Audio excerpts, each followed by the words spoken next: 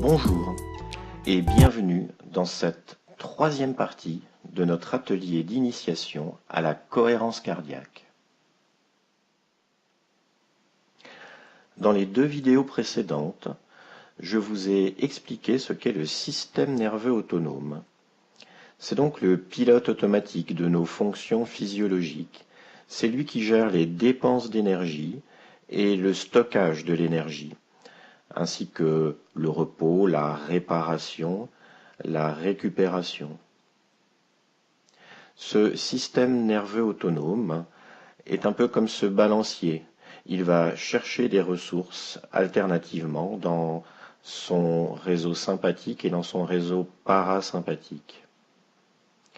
Cette alternance influence en permanence l'activité du cœur, qui à l'état normal accélère et ralentit en permanence pour fournir à notre organisme les ressources dont il a besoin.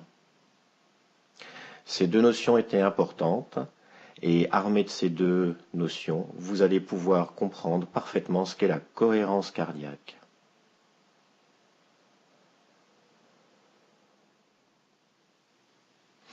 La définition de la cohérence cardiaque est la suivante. C'est une courbe périodique des fluctuations de la fréquence cardiaque autour de la moyenne. Cette définition est très compliquée et elle ne vous servira à rien. Je vous propose donc de l'oublier immédiatement. Nous allons plutôt regarder concrètement ce qu'est la cohérence cardiaque. La cohérence cardiaque va consister à rendre la variabilité cardiaque ample et régulière.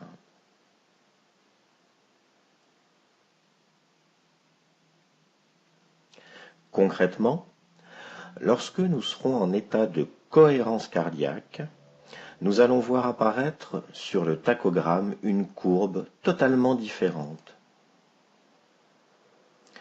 Vous voyez que cette courbe est devenue absolument régulière, organisée, cohérente. Souvenez-vous, c'est très différent de l'état de chaos cardiaque que je vous avais montré précédemment. Le chaos cardiaque nous montrait les accélérations et les ralentissements du rythme cardiaque. Et maintenant, nous voyons que ce changement de rythme devient tout à fait régulier, parce qu'il devient volontaire. C'est le but de la cohérence cardiaque.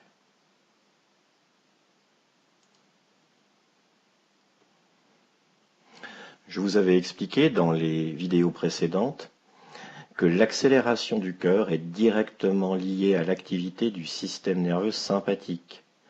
Et la décélération du cœur est-elle directement liée à l'action du système nerveux parasympathique. Donc, quand on rend cette courbe régulière, quand on rend les accélérations et les décélérations régulières, on agit volontairement sur le système nerveux autonome. Avec la pratique, non seulement on va réussir à rentrer rapidement en cohérence cardiaque, donc à prendre rapidement le contrôle du pilote automatique. Et en plus, on va augmenter la hauteur de nos pics. C'est un réel entraînement, comme un entraînement sportif. Dans la première vidéo, j'avais écrit que le système nerveux autonome était par principe autonome parce que nous ne pouvions pas l'influencer volontairement. Et puis j'avais rajouté entre parenthèses que nous ne pouvions presque pas l'influencer. Vous avez donc là une de ces exceptions.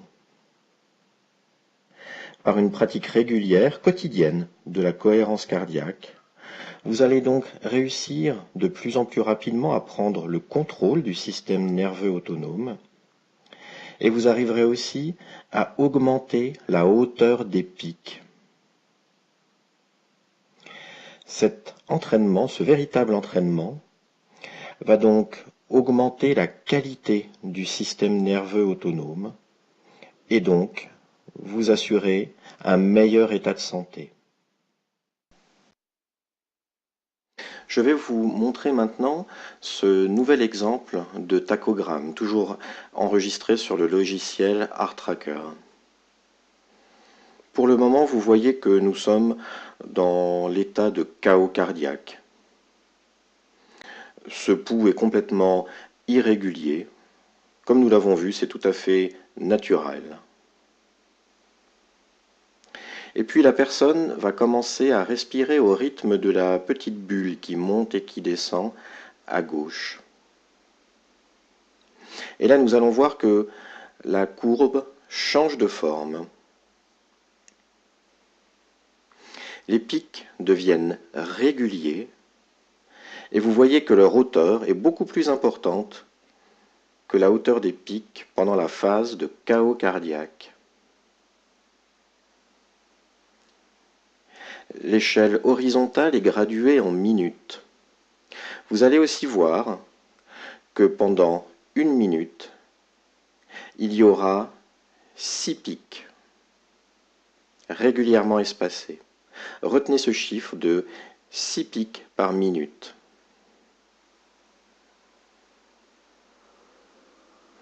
Nous voyons donc que par la respiration, notre sujet prend le contrôle de son rythme cardiaque. Je vous avais dit dès le début de ces vidéos que les poumons et le cœur sont étroitement liés dans leur fonctionnement et qu'ils subissent de manière très directe l'influence du système nerveux autonome. Ici, c'est le contraire qui se passe. C'est le cœur et les poumons qui vont directement influencer, qui vont prendre le contrôle du système nerveux autonome pendant la durée de l'exercice.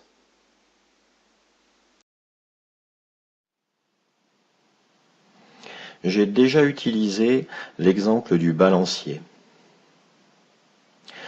Dans la pratique de la cohérence cardiaque, nous allons donc accélérer et ralentir le rythme cardiaque avec la plus grande amplitude. Ça veut dire que nous voulons chercher le plus grand mouvement de balancier possible.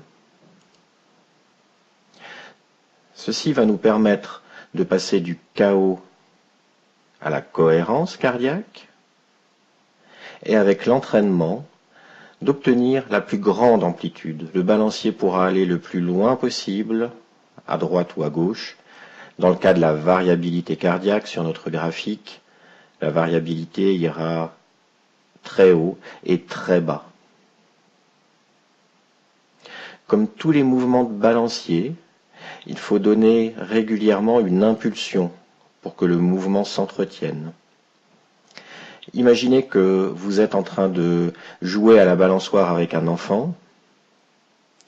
Pour que le jeu dure, il faut régulièrement pousser la balançoire. Il faut que cette impulsion soit maximale et il faut que vous la donniez au bon moment.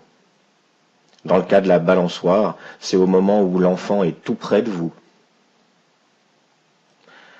Dans notre exemple, sur cette image, pour que l'impulsion soit efficace, il faut la donner maintenant. Sur le tachogramme, l'impulsion est donnée par la respiration. Sur le tachogramme, nous allons donc obtenir, grâce à l'impulsion donnée par la respiration, une courbe de variabilité cardiaque ample et régulière. Et avec une pratique assidue, nous obtiendrons de plus en plus rapidement cette régularité et nous parviendrons à augmenter son amplitude. L'amplitude peut, au bout de quelques semaines de pratique, avoir doublé ou triplé. Je vous montre encore un exemple de tachogramme que j'ai réalisé sur le logiciel HeartTracker. On a ici la courbe d'une personne qui débute la cohérence cardiaque. On voit que dans la première partie, qui correspond à peu près à une durée d'1 minute, on est en état de chaos cardiaque. Il n'y a aucune régularité dans la courbe. Puis la personne commence l'exercice respiratoire et on voit qu'il rentre en état de cohérence cardiaque. Et on retrouve, comme tout à l'heure, les 6 pics par minute.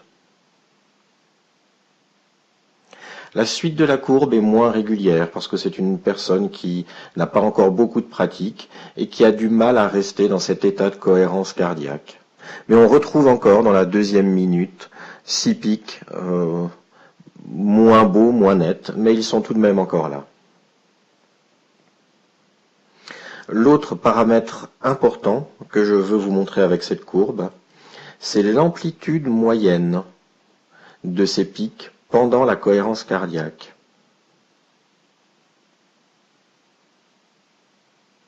Nouvel exemple avec cette deuxième courbe. La différence saute aux yeux. On voit ici que le sujet rentre presque immédiatement en état de cohérence cardiaque et que cet état de cohérence cardiaque va durer tout au long de l'exercice. Si vous regardez en bas l'échelle des minutes, vous pouvez compter qu'il y a, une fois de plus, 6 pics par minute. Le deuxième paramètre très important, c'est la hauteur de ces pics. Leur amplitude moyenne est ici d'environ 15.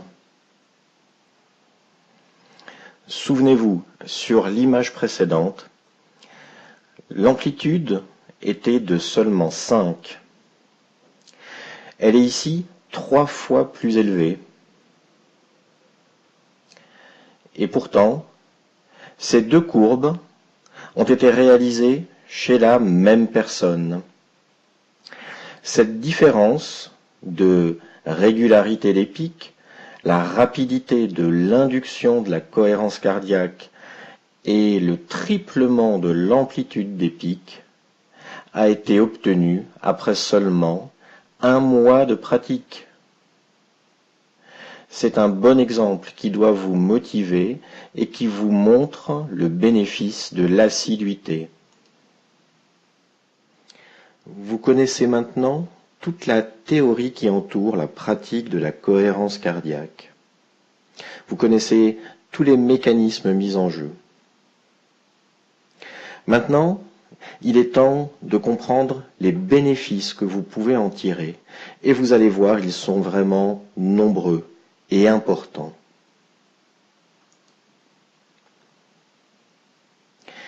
Immédiatement après la pratique, vous allez avoir une baisse du pic de cortisol. Je vous avais expliqué dans la première vidéo que le cortisol est surnommé l'hormone de stress. Nous avons en principe 2 pics de cortisol dans la journée. En début de journée, lorsque nous commençons nos activités, et dans l'après-midi. La pratique de la cohérence cardiaque va favoriser la baisse du taux de cortisol. Donc très logiquement, la diminution du stress. Avec cette diminution de stress, c'est une baisse de la pression artérielle qui va suivre. En même temps, il va y avoir une variation du taux d'acétylcholine. L'acétylcholine est une hormone qui était dans la colonne parasympathique. Et l'acétylcholine est surnommée l'hormone de l'apprentissage. Donc une augmentation de son taux va favoriser l'attention et la concentration.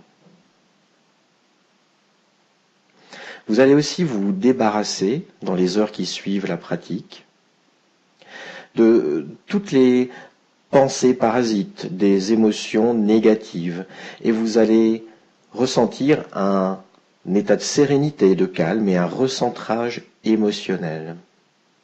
Tout ceci va être favorable à une amélioration des relations interpersonnelles et ça va aussi vous permettre de prendre un certain recul par rapport à la situation, par rapport à l'environnement dans lequel vous êtes à ce moment-là.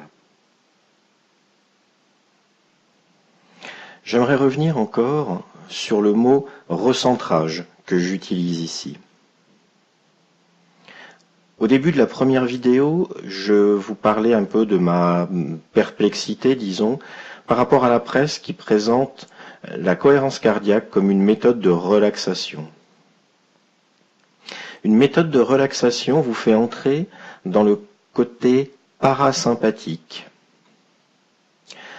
La pratique de la cohérence cardiaque, elle, vous recentre. Elle rééquilibre les deux branches. Elle ne favorise ni l'une ni l'autre. Le but n'est pas, si je peux caricaturer, de vous transformer en zombie, mais bien de vous recentrer et d'éclaircir votre conscience, votre perception, et pas de l'altérer ou de l'embrouiller. C'était important, et je tenais à vous le préciser. À moyen terme, il y a également une longue liste de bénéfices que vous pouvez attendre de votre pratique. Par moyen terme, j'entends après 3 à 4 semaines. Ces effets ont été clairement décrits et mesurés dans plusieurs milliers de publications médicales.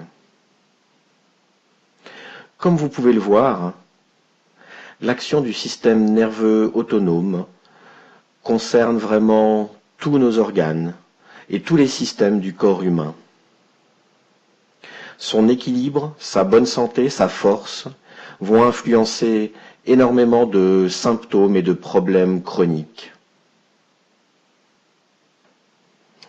Je dois à ce stade encore vous préciser quelque chose d'important. Si certains de vos symptômes s'améliorent, si vous pensez que votre état de santé évolue positivement, ne prenez pas de vous-même l'initiative de suspendre un traitement.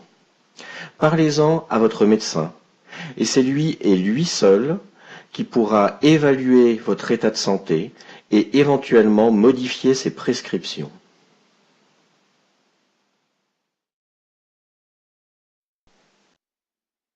C'est la fin de cette troisième partie.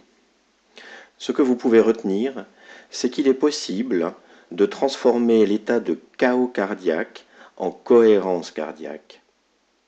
La courbe de tachogramme présentera alors des pics régulièrement espacés et avec la pratique, ces pics deviendront de plus en plus hauts. Ça revient tout simplement, pendant la durée de l'exercice, à déconnecter le système nerveux autonome, à en prendre le contrôle et en l'exerçant, à rendre ce système nerveux autonome plus puissant et mieux équilibré. Dans la prochaine vidéo, nous allons voir que c'est au moyen d'un exercice respiratoire simple que nous allons y arriver. Encore merci pour votre attention et à bientôt.